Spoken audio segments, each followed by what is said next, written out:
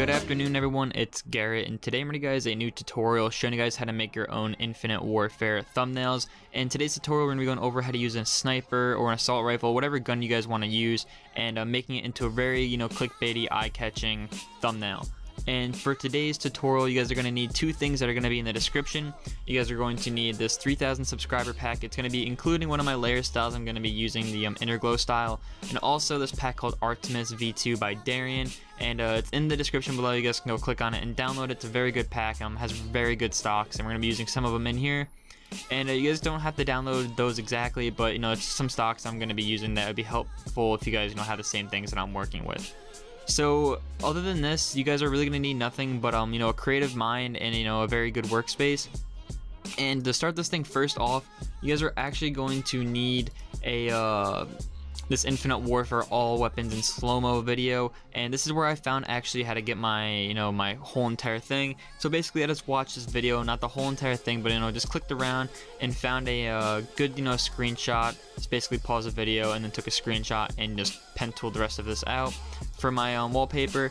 And if you guys want to know, I'm actually going to be doing an Infinite Warfare and Modern Warfare remastered thumbnail and render pack like this, so stay tuned for that on my channel. But however, this is where I found all my stuff.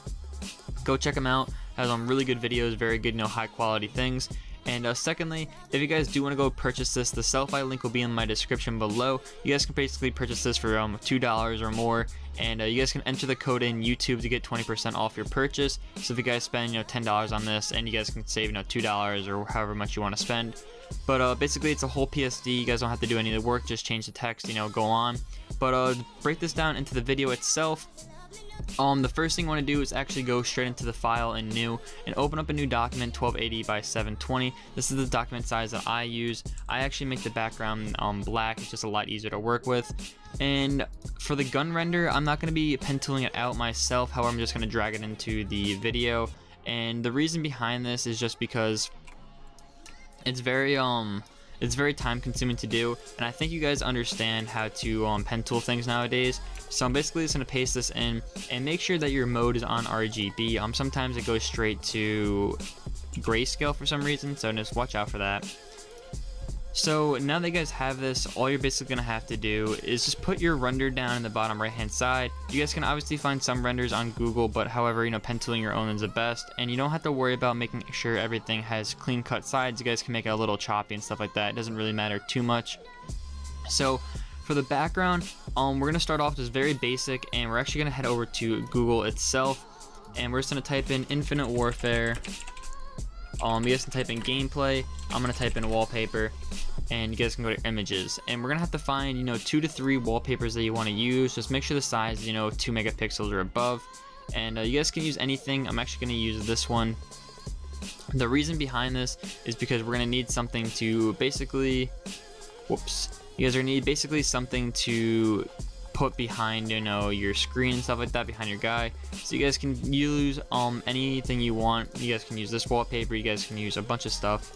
All you have to do is paste it in behind your logo, or behind your gun, excuse me. Just size it down, don't make it too big, don't make it too small, and you guys can just basically put it right here.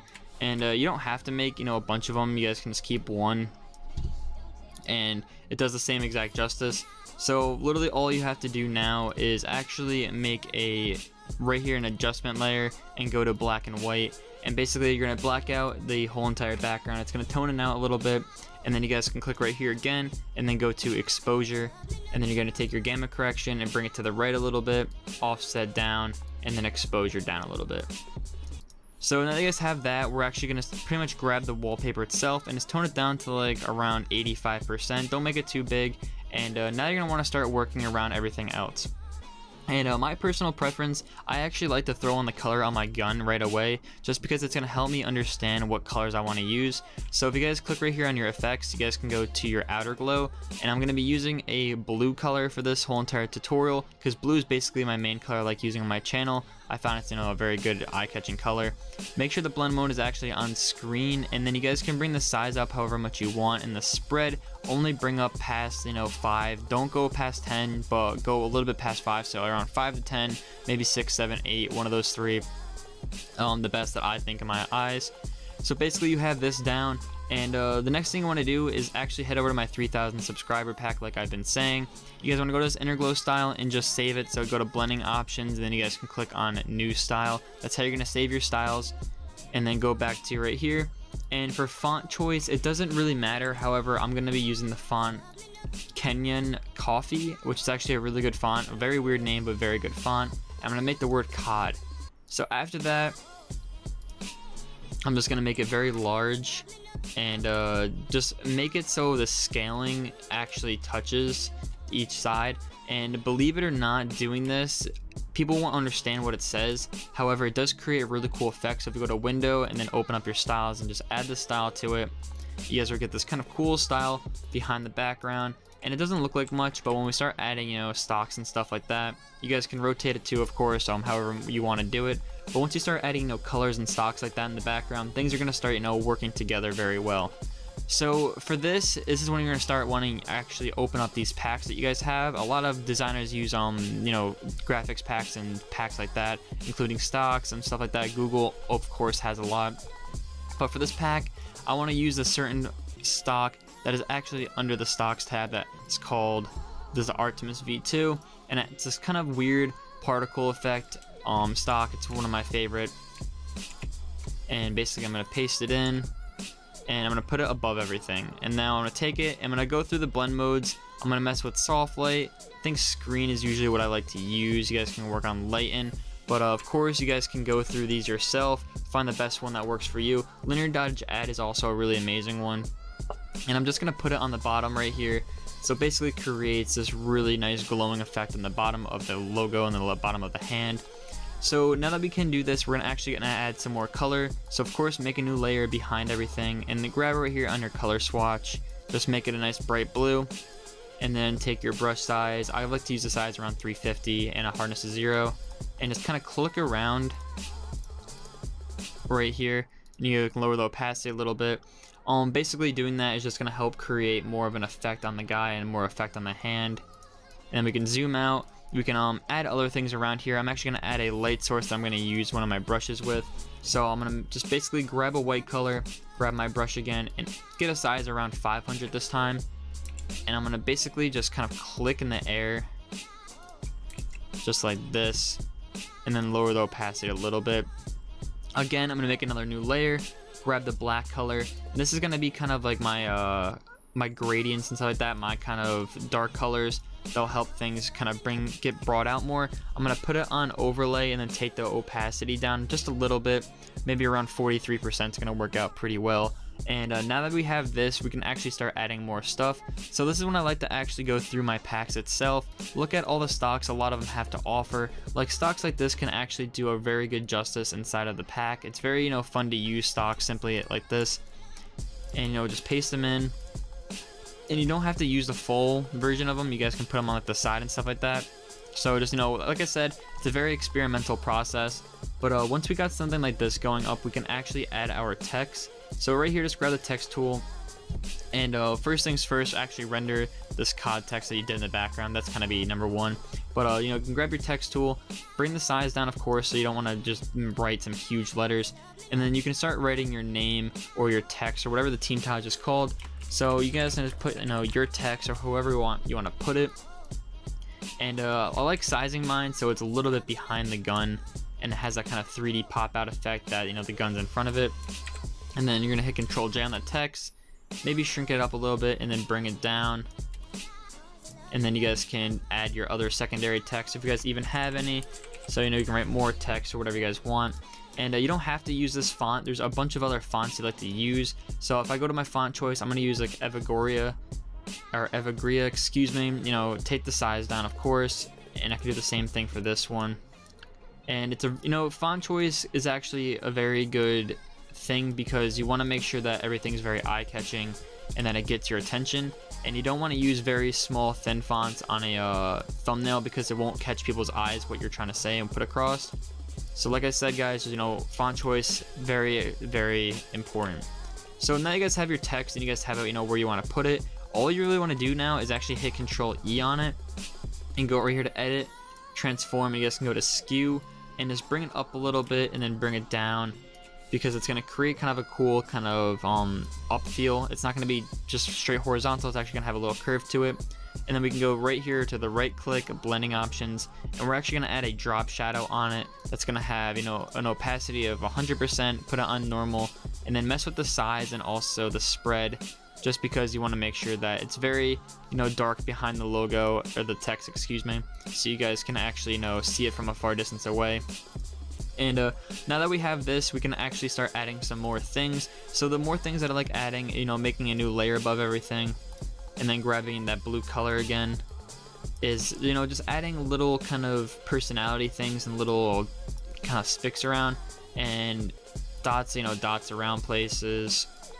And, you know, don't go too crazy. And then you can mess with your kind of modes you want to put on. You can put on screen, linear dodge, add. Screen usually works the best when you're overlaying colors on top of each other.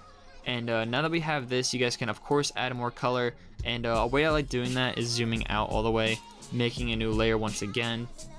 You know, grabbing a very large brush, probably in the 1000s, and just clicking out here.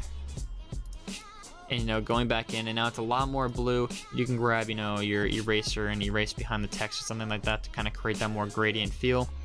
And you know, the next thing is basically finalizing everything and making it into one whole.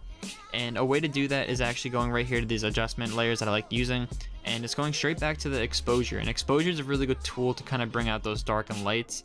So I'm going to make this exposure not even to 1, a 0.84 for the gamma correction, excuse me, and the exposure up a little bit to kind of plus 56. It's going to really bring out a lot of things. And you know, you guys can mess with a lot of things. Curves is really good to use. You know, bringing up this curve a little bit and then bringing it back down can help, you know, bring out that really high saturation between everything. And then of course you can take, you know, take away the exposure, see how that looks, or even take the opacity down just a little bit. So now that we have this, you guys can actually start doing your own thing, like I've said before. But let's just say we're done with the whole entire thing itself, and we want to, you know, finalize it, make it kind of glitchy and stuff like that. You want to group every single layer in here, clicking the first one, holding shift and clicking the last one, hit Control G, then hit Control J, hit Control E, and then hit Control J again. So I hope you guys have got that. And now that you guys have this, you know, you guys can start doing your little blurs and stuff. So I like using a Gaussian blur because it's a lot easier to process rather than going through lens blurs.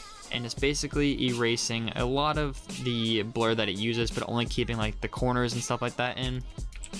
Merging the layers once again. And then you guys can, you know, use pixelate, use mosaic, and basically make it pixelated around, you know, some edges, some corners and stuff like that. And it's very hard to see from a distance, but I'm sure that a naked eye will pick it out and be like, oh, you know, that's very cool, and make you want to click on the video. So the next thing you want to do is actually make it glitchy. So I'm going to hit Control J 3 times on that final product that we have, and we're going to go to adjustments and go to curves, and then go right here to red. And we're going to bring the output down to 0 and the input to 251. And then you're going to go right here to the second layer and go back to adjustments and curves and go to green, and same thing, 0, 251, and then click on blue and do the same exact thing, 0 and 251. Then click OK. Click on the first layer and actually put it onto screen, believe it or not, and then click one time inside of the document, and then click down on your arrow keys, or up or to the right or to the left, and it's actually going to glitch it out for us, which is really cool. It's a really cool effect that everyone should, you know, learn and use in their thumbnails. And then if we hit Control E on everything, you guys will have your own finalized thumbnail, which is really cool because now you can actually change the color to it. So let's say we actually don't want to make it blue. We can go to the hue and saturation tab right here, and you know, mess with the saturation a little bit. You can make it green, you can make it purple, red, whatever color you'd like. But however, I do like the blue colors. I feel like they're a lot more kind of sensitive to the eye and make it a lot more mellow. However, this is the tutorial, this is it, and I really hope you guys enjoyed it. It's not hard to do, and if you guys do have any problems, let me know in the comment section below. Make sure to not overdo it because it's a thumbnail and you don't want people clicking on something that's very abstract and you can't notice. However, if you guys do want to purchase the whole entire PSD that I have for sale, including this one right here, basically you guys can actually download this or buy it on Sellfy. And if you guys do want to go purchase it, my Sellify link will be in the description below. It's right here. It's only $2, or you know, however much you want to pay for it, with a 20% off. And it really helps support my channel and supports me to upload more content and stuff like that. And of course, the links I use will also be in the description, including the all weapons in slow motion and then the packs that I use. So lastly, if you guys are still watching this, I'm going to show you guys how to save it quickly. So go to File, you guys can use Save As, or you guys can actually go to Export and Save for Web Legacy, and then save it as a PNG. Up here, PNG 8, and just make sure in the bottom left or wherever you guys have the little screen, make sure that it's below actually 2 megabytes, because YouTube won't accept any files above 2 megabytes. That's the most important key.